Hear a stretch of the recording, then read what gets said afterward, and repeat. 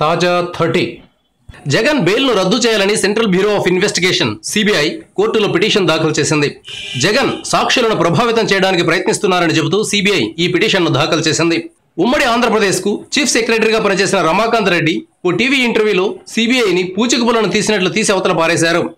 CBI కేసులకు అసలు విలువ లేదని ఆయన చెప్పారు. ఈ నేపథ్యంలో సిబిఐ జగన్ సాక్షులను ప్రభావితం చేస్తున్నారని చెబుతూ ఆయన బెయిల్ను రద్దు చేయాలని కోర్టులో పిటిషన్ దాఖలు చేసింది. దీనిపై ఏప్రిల్ 7న జగన్ కౌంటర్ దాఖలు చేయాల్సి ఉంది. ఒకవేళ కోర్టు గనుక సిబిఐ చెప్పేది నమ్మితే జగన్ కు బెయిల్ క్యాన్సిల్ అవుతుంది. అప్పుడు ఆయన మళ్లీ జైలుకు వెళ్లాల్సి ఉంటుంది.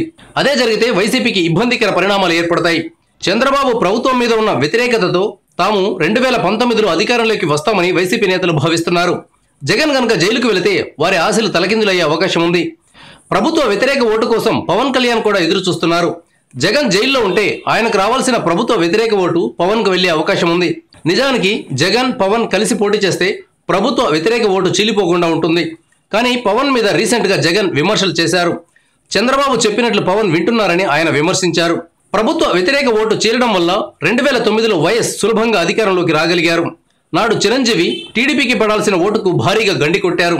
ఇప్పుడు పవన్ కళ్యాణ్ జగన్ కు పడే ఓటుకు భారీగా గండి కొడతారనే అంచనా ఉంది. జగన్ గనుక జైలుకు వెళితే చంద్రబాబుకు ప్రత్యామ్నాయంగా పవన్ ఒక్కడే కనిపిస్తాడు.